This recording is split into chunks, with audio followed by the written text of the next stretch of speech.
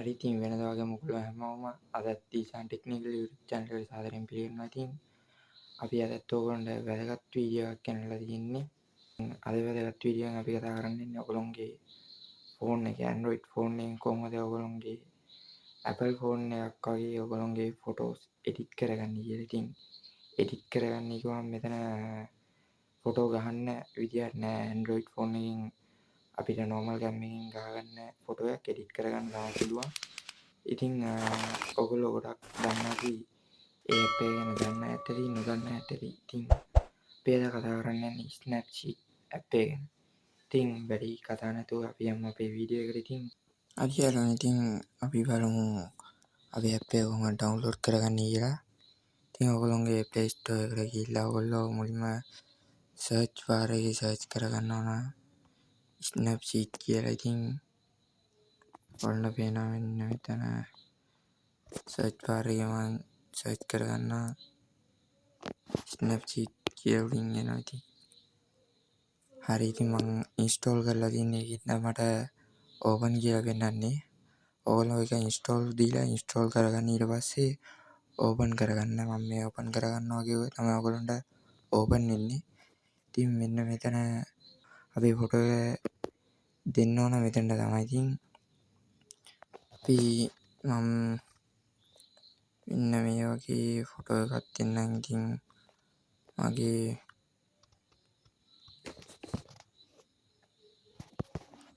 හරි ඉතින් ඊට පස්සේ මෙන්න මෙතන ඔයගොල්ලෝ යන්න ඕන මෙන්න මෙතන ටූල් කියලා තියෙන එකට. ඊට මෙතන තියෙනවා turn image කියලා.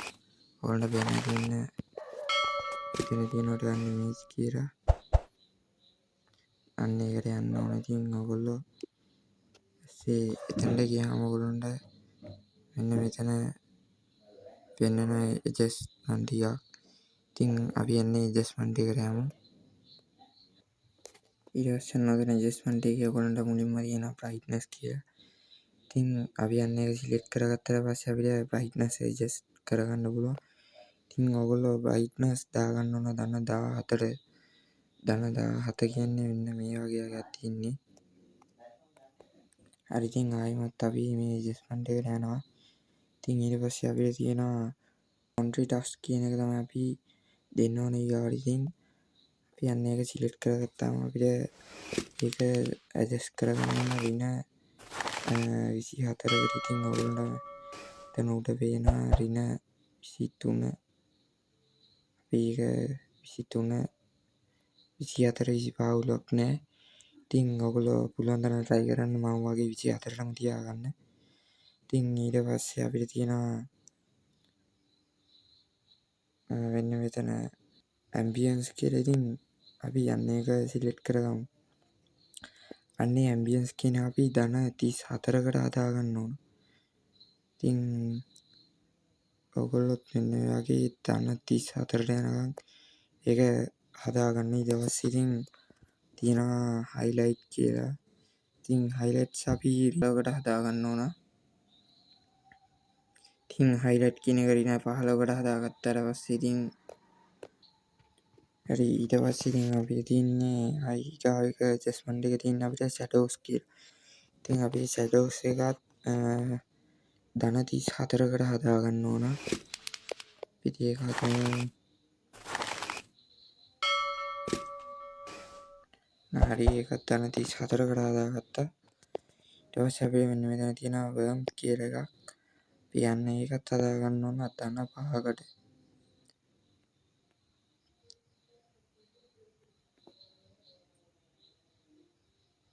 අන්න අතන අපි ධන 5කට ඒක හදාගත්තා. ඊට පස්සේ අපි ඒ කොටසේ වැඩේ හරි. ඊට පස්සේ අපි ආයෙමත් යන්න ඕන මෙන්න මෙතන tool කියලා තියෙන එකට. මෙන්න මෙතන ඔයගොල්ලන්ට පේනවා tools කියලා තියෙනවා. අපි යන්නේ tools එකට ගිහින් බලමු. ඊට පස්සේ තියෙනවා අපිට details කියලා මෙන්න මෙතන. අපි යන්නේ ඒකට යන්න ඕන.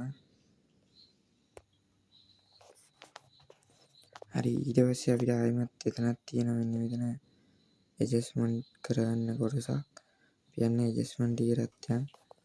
හරි ඊට පස්සේ ඔන්න ඔතන තියෙනවා අපිට structure කියලා. අපි structure එක බලමු. අපි ධන 70කට හදා ගන්න ඕන. අපි අපි යන්න ඒක තන 70කට හදාගමු.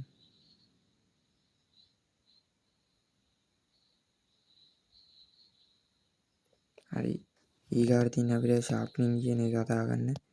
ඉතින් අපි ඒක බලමු ෂාප්නින් එක කොහොමද කියලා.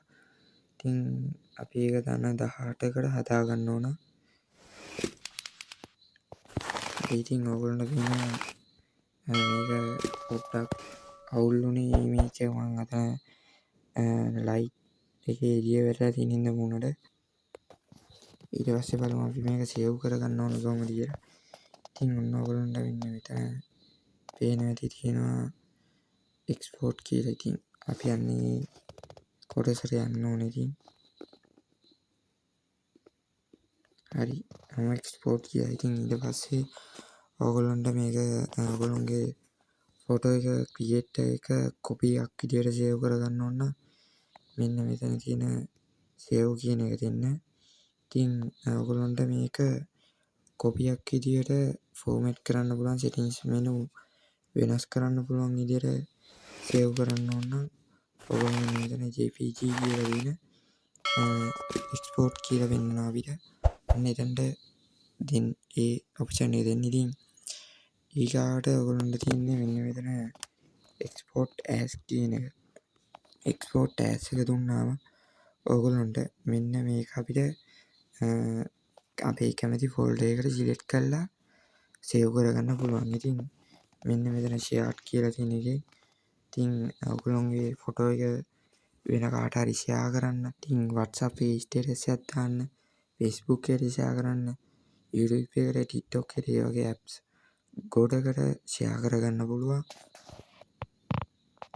ඉතින් මම මේක normally save දෙනවා. ඉතින් preparing photo කියලා හිතනවා. ඉතින් අපි වෙනස් කරපු adjustment ටික ඉතින් adjust වෙලා ඉතින් ෆොටෝ එක එක්ස්පෝර්ට් වුණා. ඉතින් අපි බලමු ෆොටෝ එක එක්ස්පෝර්ට් කොහොමද වෙනස කියලා. ඉතින් මේ ෆොටෝ දෙක අතර වෙනස ඕනම කෙනෙක්ට දැක්කම පේනවා. ඉතින් මේ තමයි අපි අද ගෙනාවු වීඩියෝ එක. ඉතින් ඔයගොල්ලන්ට තවත් වීඩියෝ නැරඹීමට අපේ channel එක subscribe කරලා තියාගන්න කියලා මතක් කරනවා. ඒ වගේම bell icon එකත් all දාලා තියාගන්න කියලා අනිවාර්යයෙන්ම මතක් කරනවා.